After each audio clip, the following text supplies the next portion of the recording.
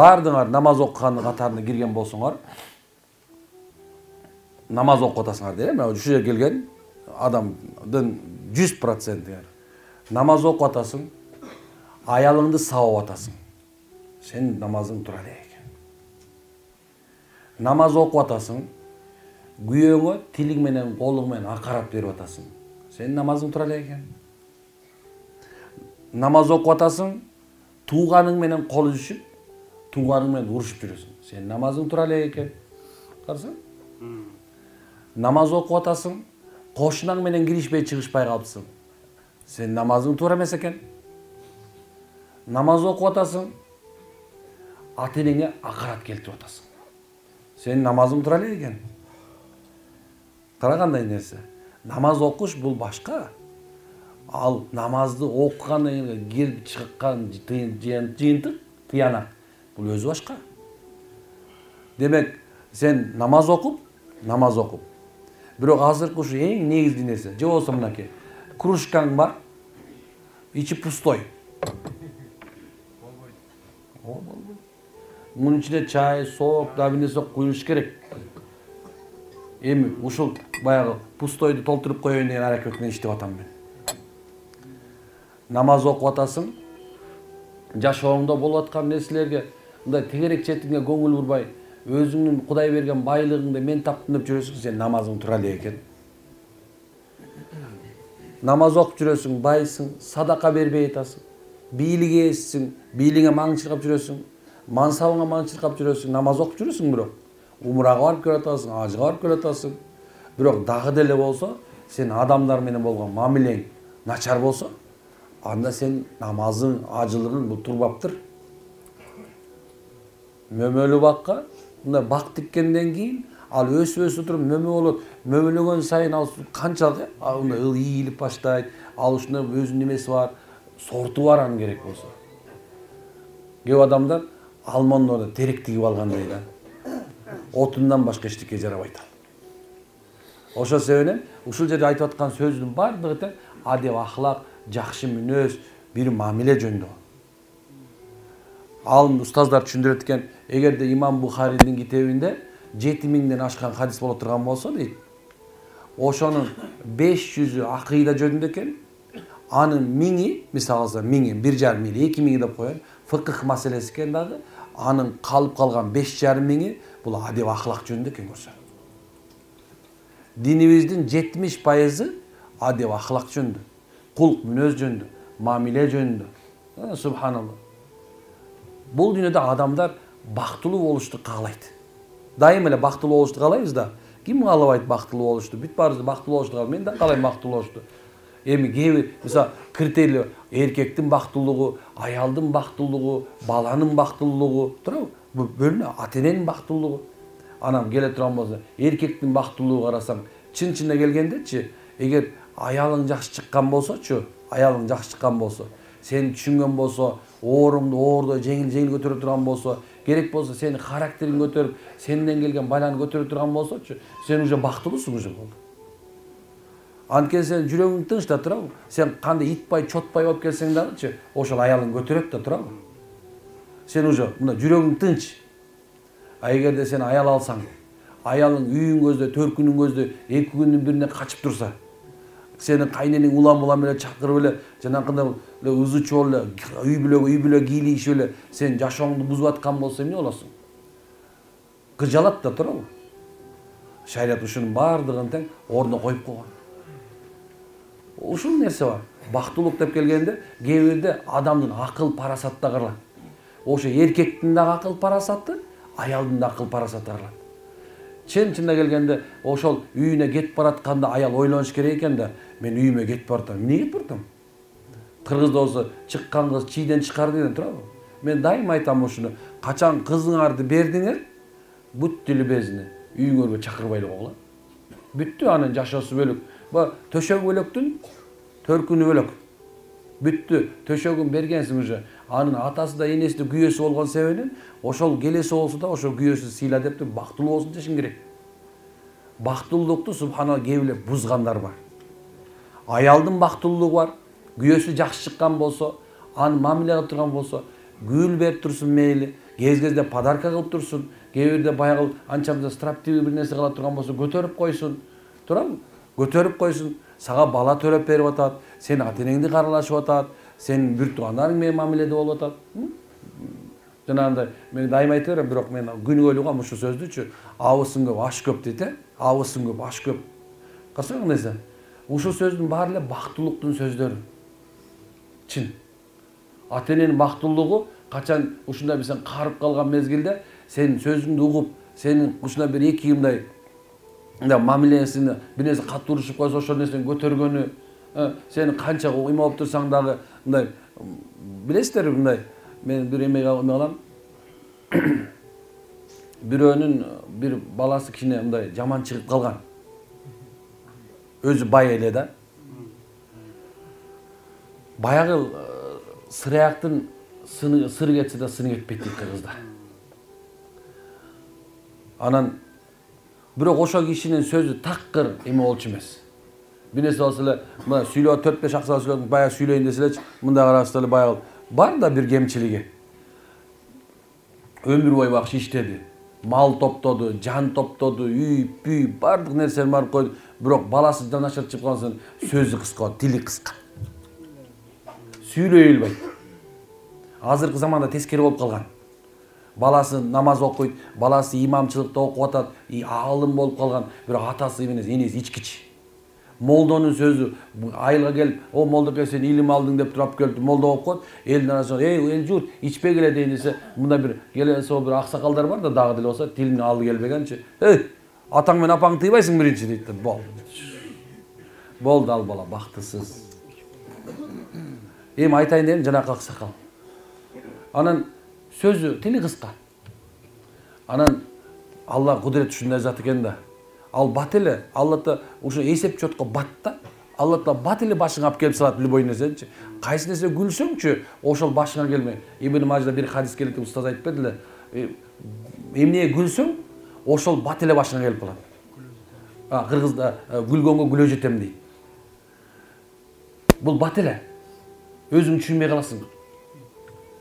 Анан баягы бала бир жолдон бир Бишкекке кетип, баягы ичип жүрүп баягы анан бир күнү эле баягы баласы эми все равно баягы аккан арыктан су акат экен да. Кээ бирде бирөөнү эме кылардан мурда ойлонуш керек да. Баягы мактанып, чиренип сүйлөп аткан аксакалдын балдарын баары ичкич болуп ызычы болуп кетти. Баягы Келесо деген баласы оңолуп кетсе болобу? Эми ошол аксакалдын өзүнүн сөзү баягы акмактар кичине мындай жөн жүрсөңөр болот деген сөз бийик болуп калды азыр. Бар мына ошол бар. Мен мындай өзү четте тура берем көп. Азыр силер менен бакылдап сүйлөп атканым мененчи, үйгө чыгып көчөгө чыкканда менден оозума сөз табашыңар оор да. Чын, анткени субханалла, мен үчүн дүйнө сөз дайым жок сүйлөп отургандан көрө унчуп отурган жакшыраак. Андай зикир кылган Рухул Баян сонун китебим бар, ошо окуп отура берем да. Ушундай нерсе. Демек, бактылуу болушту каалайт экен баардынчы. Эми баланын бактылуулугу ушул экен да. Ал баягы кандай десем, баланы кичинекей кезинен эле башталат экен бактылбаксты. Кээ бирлер айтат, жанагы баласын алып келет, балам жанагындай оюн ойноп атат, момундай бар го, мындай павыжы деген. Монтип ойноп отурушат экен го. Ат, сок, теп, тиңдей теп, биянан чык дейт го. Мен өзүм таң калып калдым. Сүйлөшүп берет экен буяктанчы. Мен деле телефонум жакшы, бирок андай эле убактым деле жок. Анан мындай карап коям да, мынтип карап коям. Түшүнөм анычы. Аны алып келишет, балдарым ойноп атат, карта ойноп кетти, тигинтип кетти, минтип кетти депчи. Анан айтам, мен ойной берсин эмне? Көчөндө 5-6 бара ушундай айттым. Балам минтип атат. Мен жөн коюп кетир. Россияга кетир бар, Европага кетир. Бар, кет. Десем, атасы мени карайт да, мындай, сен оңолсун алып келсем, сен айван кылып атасың деген ой бар да. Жок, сен кичинекей балаң эле давно айван кылып койгонсуң. Кичинекей кезинен эле сен тыя бергенсиң. Түт, жөнө тур. Хут, жөнө тур. Таң калсаң жумуртка тоокты үйрөтөп я. Ушинте бергенсиң дагы, ошол балаң субханалла. Анан кийин акылы толуп, сага баш ийбей 40ка чыгып калгандачы, каалаганда ойноп атат го тоба кылмай. Ойнобой калганда мурунчу. Ойнобогон бала ойноп атат. Ойнобогон бала ойноп атат. Бактылуу болгусу келип атат ал азыр. Кээ бирлер бар, эми айтсам абалким айткан сөз оозу кыйшык болуп коет го. Эми бир нерсе айтсам таарынбагыла да. Кээ бирлериңер ушу неберемди жакшы көрөм да дейт. Неберем тим эле ушуну көргөндө күйүп эле өрттөнүп любой кыргызда болсо сөз чыгарып алышканда балаң бөлүп кутуласың, неберден өлүп кутуласың депчи. Анан мен мындай чечимге келдим бул жаначы. Сен өзүңдүн балаң эркелеткен эмессиң да. Сен өзүңдүн балаңы өкөң жакын жологондо элечи шүмшүк сволочь болосуң да. Мушташып кетесиң өз балаң мененчи. Анткени ал өкөңчү кичинекей кезинде мындай нормально отуруп мындай ата болуп сүйлөшүп да көргөн эмессиң керек болсочу. Балаң ошон үчүн бактысыз. Сага өзүнүн оюн түшүнө албайсың, сен анткени түшүнө албайсың. Өкөң анткени түшүнүп сүйлөшкөн эмессиң эч качан. Мен мындай жанакы силерге азыр мындай культурный сүйлөп анан минткиле тигинткиле деген сөздүн алысыраак айтып атам байкадыңыз, бирок ушул сөздүчү күнүгө эле кайталап атчы. Бирок сен сүйлөшкөн эмессиң ошентипчи. Балаң менен кызың менен сүйлөшүп көргөн эмессиң. Эми ал кээ бир айтышы мүмкүн, көр турмуш аны багам деп жүрүп ушинтип калып, жок, андай эмес, субханалла. Сен ушу балам үчүн минткем, жок, сен үй жасадың, өзүңө жаккандай кылып жасап алдың. Үйдү ремонттодуң, ушу балдарың үчүн, жок, сен балаң үчүн сен өзүңө жаккандай дизайн менен деме кылдың. Сен балаңа жакпайт ал. Нөл тиын жакпайт. Сен өлөрүмөн бузат. Өлөрүмөн бузат. Анткени сен субханалла, сен балаң өкөң келишпейсиң. Анан айла жагы эмне кылыш керек болот? Анан алтыным неберем деп ошонун үстүнө мингизип алып, чышса да, тийсе дагы ошонун төбөңө мингизип алып жүрөсүң да. Бактылуу болуш керекпи? Анча бир нерсени мындай шариаттын чегине алып келип коюш керек. Рухул баянда бир сонун бир окуя бар экен. Мен ушу менен бүтүрүп окшойм иншалла. Айтып берейин? Тажаган жоксуздарбы? Мен урушуйдум окшойм, э? Негизи урушуйм, молдолор менен урушуйт, билесиңер да. Ошондой нерсе. Мен байкелерим бар, бирок эмне эле бизди солдатта тизе бересиң деп урушуп берчү. Бар дагы ошо киши. Солдатта эле тизе бересиң деп урушуп берет, жаназага туура эле бересиң го. Бут туруштарын карагыла деп элечи. Эмне солдатта тизесиң деп. Бир күнү кожоюну илгерки заманга өзүнүн кызматкерине Поляга талага буудай сээп кой дептир. Кызматчысы барыптыр да арпа сээп салыптыр. Анан күз келет. Кожоюн Поляга барбайт, ал бакпайт, эчтеке кылбайт. Анан баягы багат. Анан кийин күзүндө баягы оро келип кампага алып келгенден кийин буудайдын ортосунда ордуна баягы арпаны төгүптүр да. Ай, мен сага буудай септебедим беле? Десе айткан, мен муну буудай экен деп ойлогом дептир. Сен келесиңби дептир. Ай, буудай менен арпанын экөөнүн айырмасы бар да дептир. Десе баягы кызматчысы да жөн эмес экен. Кожоюн. Сен дүйнөдө күнөө кылып иш кылып жүрөсүң канча? Күнөө иш кылып жүрөсүң. Эми дагы деле болсо бейишке кирем үмүт кылып жүрөсүң го дептир. Мен деле ошондой ойлогом дептир. Көпчүлүк адамдар азыркы мезгилде күнөө кылып турган бейишке кирем деп үмүт кылып жүрөт го. Ошондой эле арпа менен буудай кандай экөө окшошпогондой, сенин жашооң кандай болсо, ошол ахиретиңде ошондой болот деген сөз да.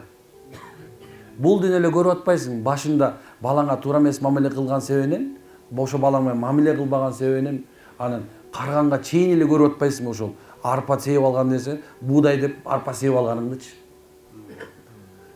Эмне сепсең ошону уросуң да турабы? Ошон үчүн байкелерим, эжекелерим, карындаштарым, инилерим, аталарым, бул дүйнөдө Алла Таала бизди бактылуу болуш үчүн жараткан. Биз бактылуу болушубуз керек да, негизинде чын-чынында бактылуу болушубуз керек. Биз бул дүйнө бардык жакшылыктарды көрүп өтүшө, бул дүйнө өзү реальный эле жашоо, бул дүйнө жалган дегендер үчүн мен айтам, бул дүйнө жалган эмес, чын. Бул дүйнөдө кадимкидей эле жашап атабыз. Кээ бир адамдар жашоосун бейиштикиндей кылса болот да, кээ бир адамдар тозоктугундай кылып алат. Бул дүйнө ушунча убактылуу, бирок бактылуулуктун мындай бир даамы ушунча калып калат экен. Алла Таала сени менен мен ушул жерде баарыбыз иншалла бейиште бололу, э?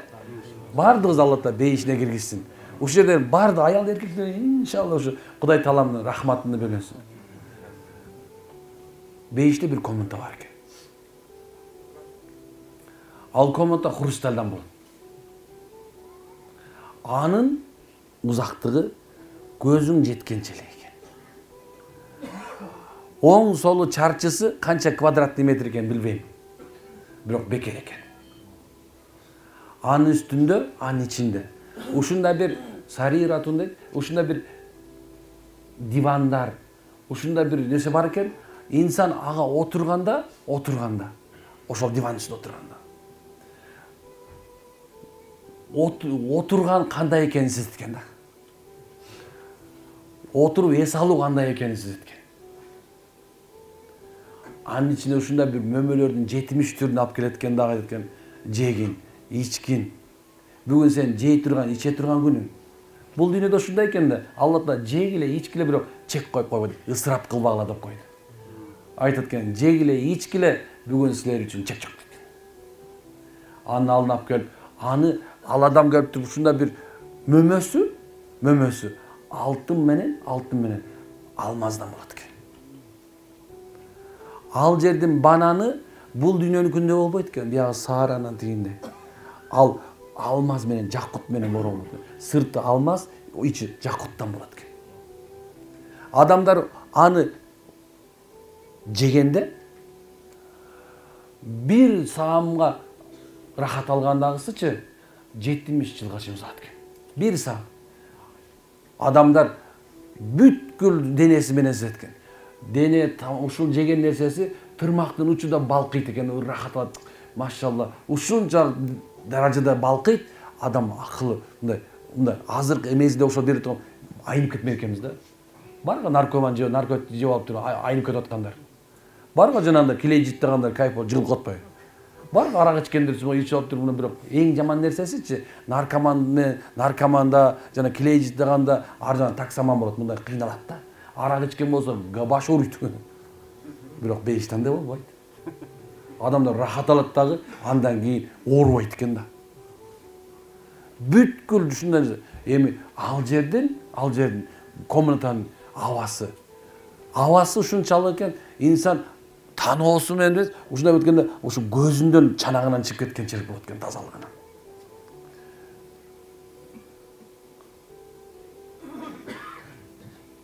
Ушундай бейишке барыңар келеби? Чотто не уверенный тудасың. Анткени Алла айтат, бейиште акылыңар жетпеген нерселер бар дейт. Биздин акылыбыз жетпейт, кантип эле алтындын жеши мүмкүн да турабы? Алтын колуңда турбайт, темир да. Бирок ал мезгилде андай болбойт, ал желет. Ал мезгилде субхана колуңа бир нече грамм болсо зекет бербейсиң. Анткени аны жейсиң. Эми ушунча бейиште адамдар жашап атып дагы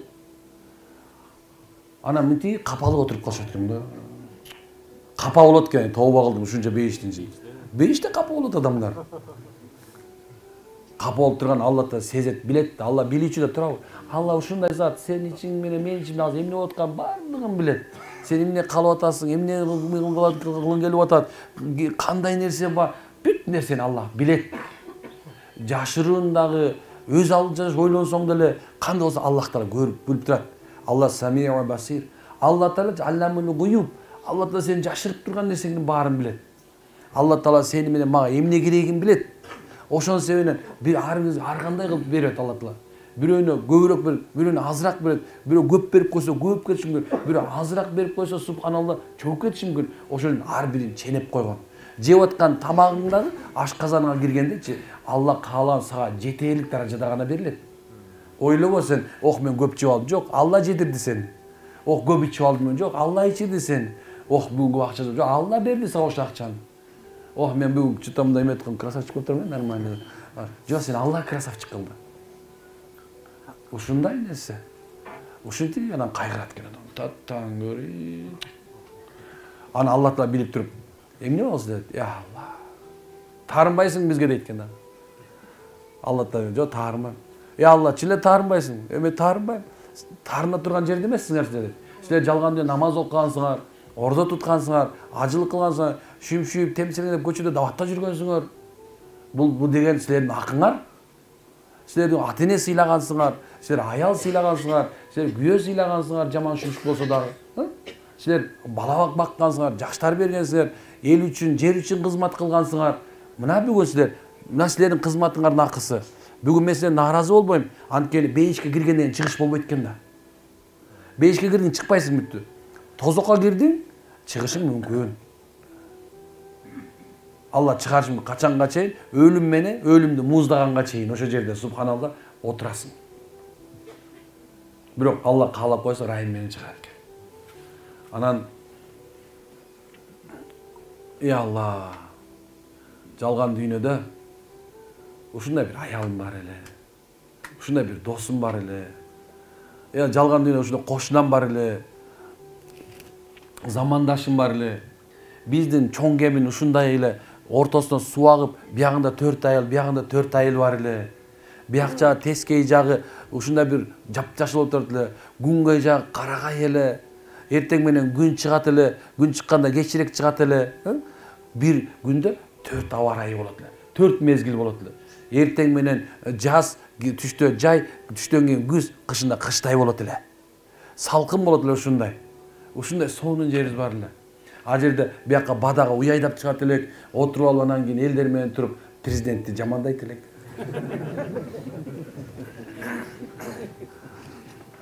Ушундай да туруп. Жамандабай калалы. Деп анан субханалла ушунча эткенден карабайсыңарбы? Бул дүйнөдөгү бактылуулук моменттериңчи, сен бактылуулук моменттериң. Жада калса, о дүйнөгө барып, Кудай Таалам чын дүйнөдө бейишке киргизип койгондо да ошол сенин жүрөгүңдө сакталып болот экен да. Сен ошону каалайт экенсиң кайрачы.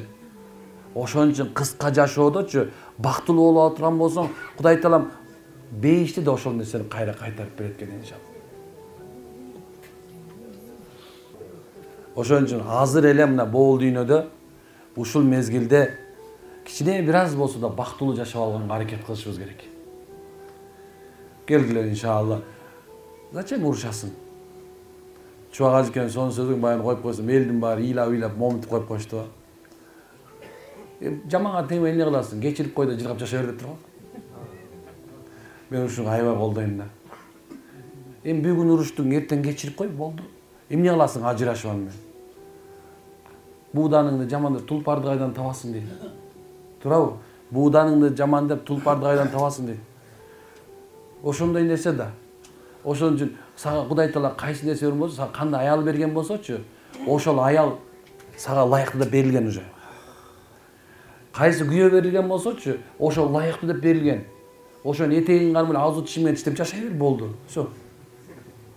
Бактылуу боло бересиң.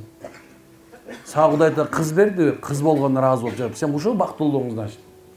Сага Кудай Таала эркек берип атабы? Ошо менен эгер Кудай Таала бербей турабы, шүгүр кылып, сабыр кылып тура тур. Сабыр кыл.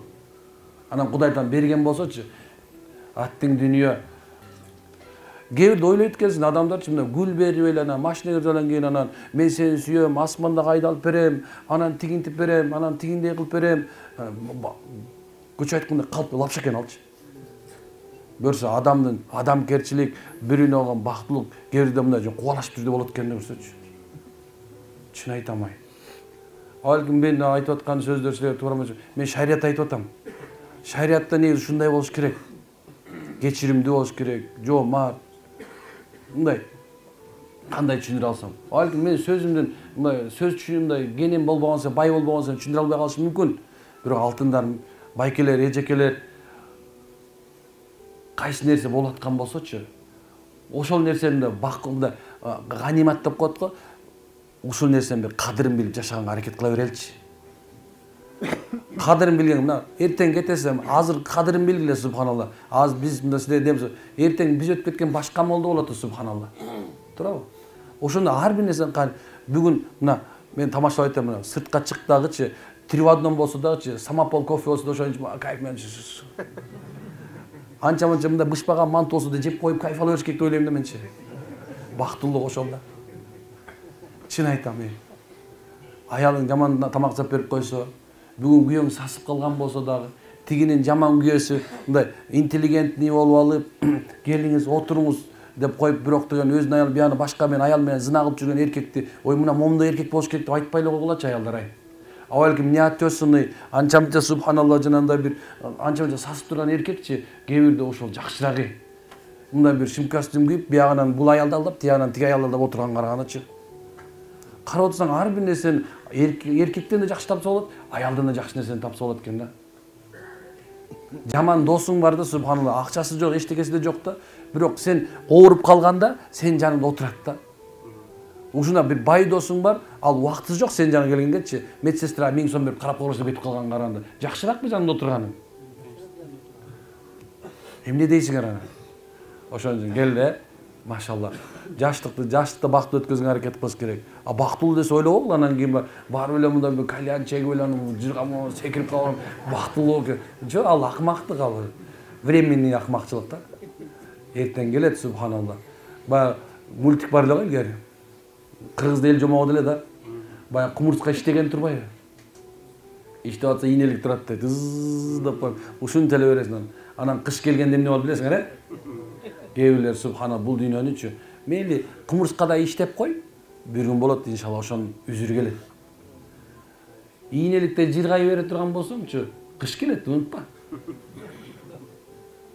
Аракет кылабызбы иншалла? Бизден кечиресиздер,